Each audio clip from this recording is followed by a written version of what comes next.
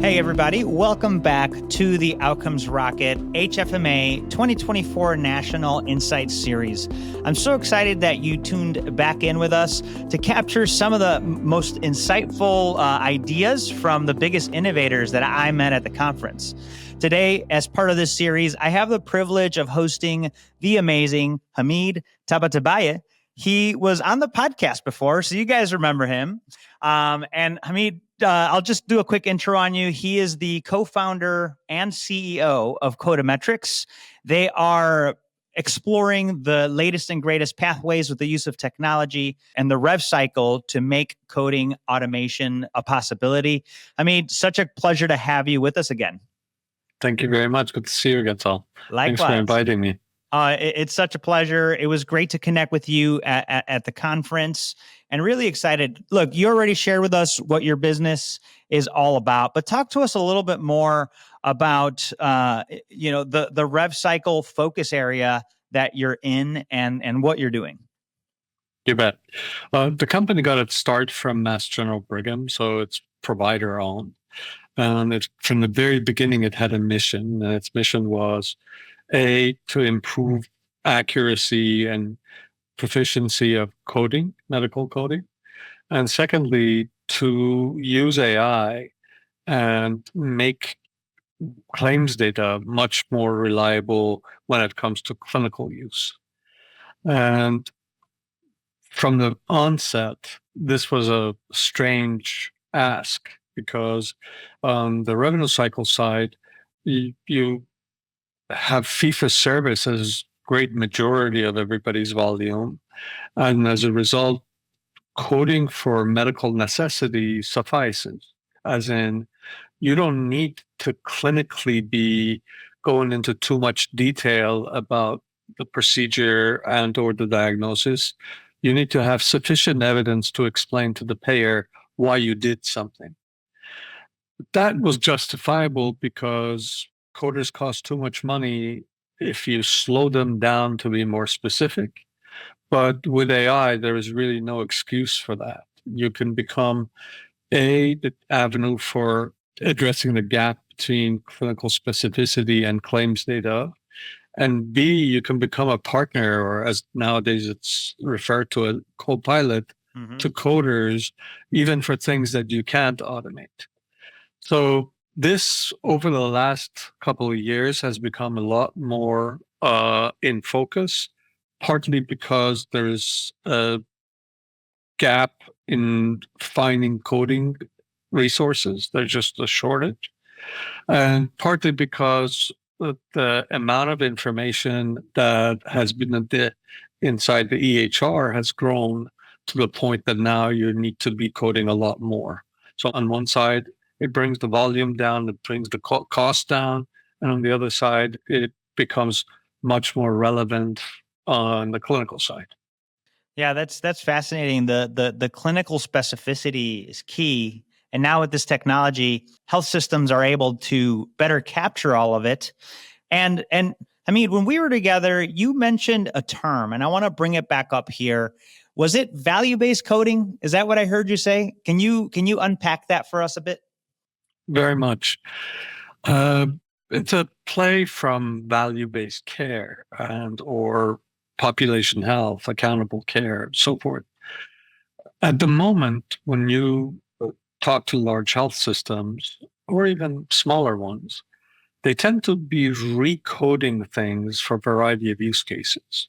As we talked about, fee-for-service does it for reimbursement of encounters and hospitalization.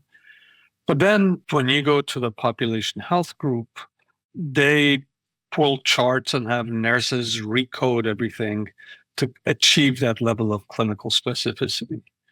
When you go to the department that is in charge of clinical trials and recruitment, they pull charts and code it yet one more time, because now you need to know not only what the patient's acuity is, but certain parts of patient's history plays a role.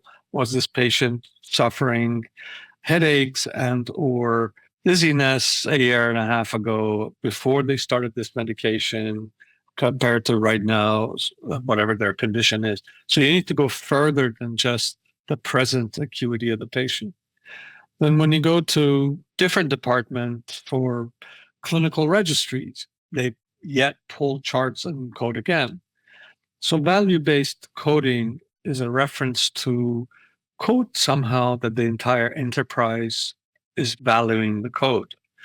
Today is harder to convince people of that because they're very departmentalized.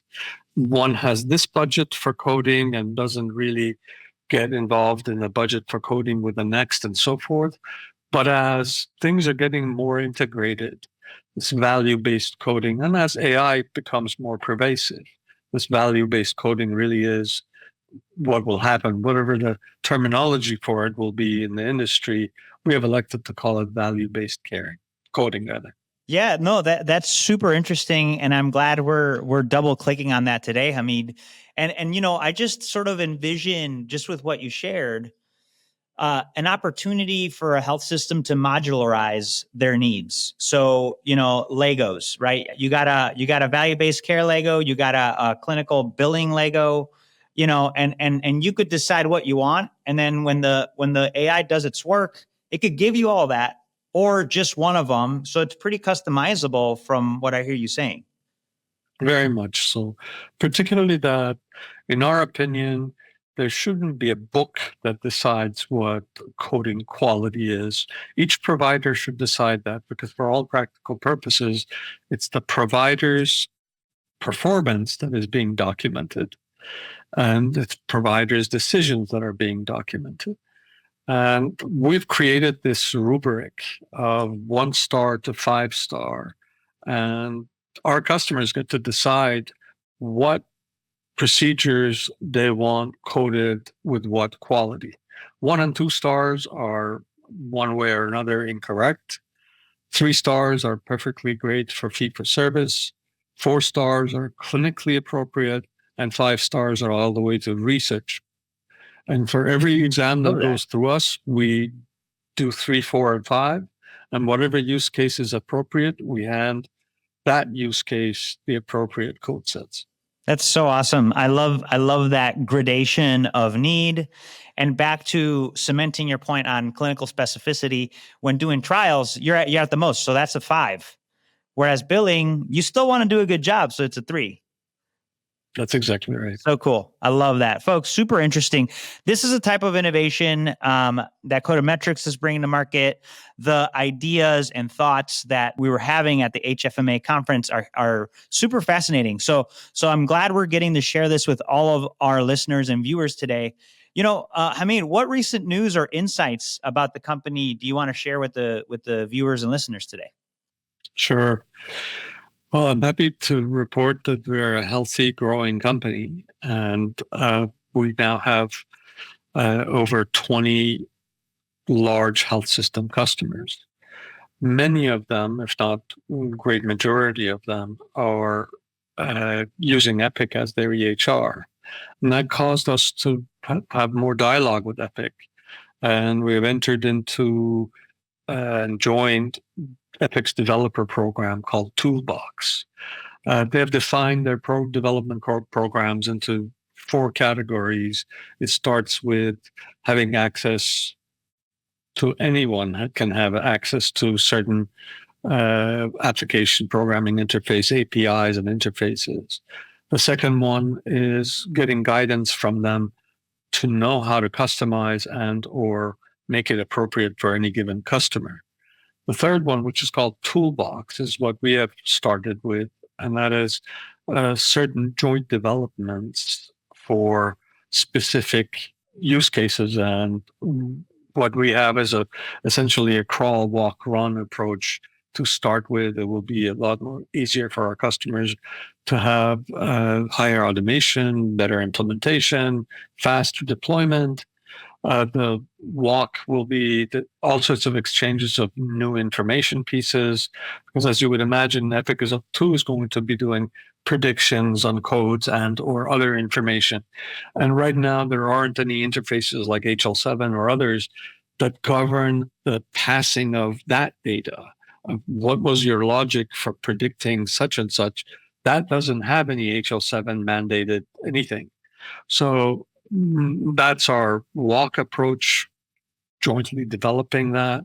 And third is essentially run, is when we are incorporating our predictions into Epic's coding workflow, hand and glove. Um, we do that today via the existing protocols, but that doesn't seem to be as enriching as one can be with this kind of a program. So we'll be able to serve our Epic customers even with more level of confidence, if that's the right term to use.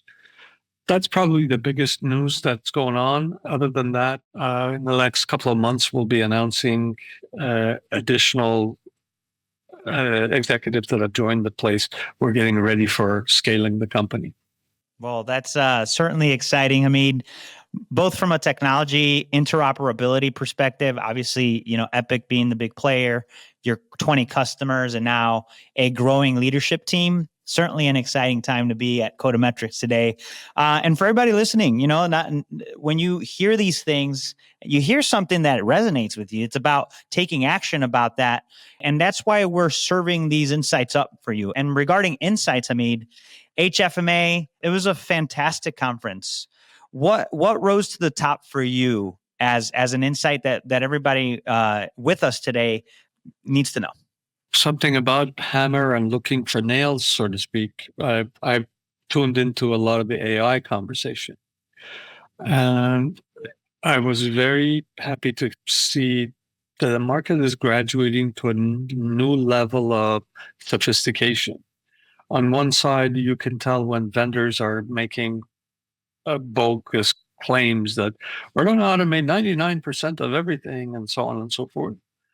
And on the other side, people are starting to be more armed with trying certain things to start in a pilot kind of a way, but yet keep the enterprise in mind. So start to move away from point to point solutions and be more holistic about what you can deploy over time.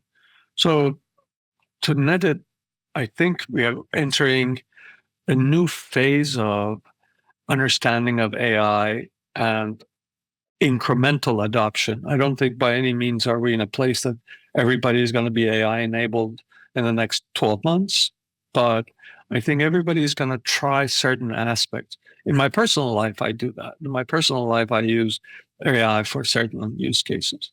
And I saw at our HFMA that certainly AI is neon and everywhere, but when you talk to users and buyers, there's more sophistication than was before. Yeah, that's really interesting. And I definitely attended a couple sessions too, where I did see a lot of engagement, to your point, and a lot of curiosity, a lot of buying questions. So it's a hot time to be in this space for sure. Okay. Well, Hamid, this has been incredible. I want to, first of all, thank you again for being with us as part of this Insight series. What call to action would you close us out with? And where can the listeners and viewers reach out to you and the team? Well, you can reach out to us on codametrix.com or at hello@codametrix.com via email. My call to action is the observation I had earlier is revenue cycle teams to find the time and the mental focus to think about the enterprise. Whether you're the fee-for-service department for the professional fees or you're the hospital coding side of things, what you produce does more than just get dollars collected. It has an impact on downstream activities, on research and clinical areas, and it can have a significant impact on patient care. So my advice and my ask and my call to action is think enterprise. I love it. What a great call to action. And I love it because most of the thinking is very much focused on a certain part of the funnel, right? You hear the front of the funnel, the middle of the funnel, the rev cycle funnel, the back, No, let's think enterprise. And I love the reset button that we're hitting here on this interview with Hamid. In the show notes, you're going to find where to get in touch with Hamid and his team. Thank you all for tuning back into this Insights from HFMA. Stay tuned for the next one. And Hamid, we really appreciate you being with us. Thanks for inviting me. I appreciate that. Pleasure.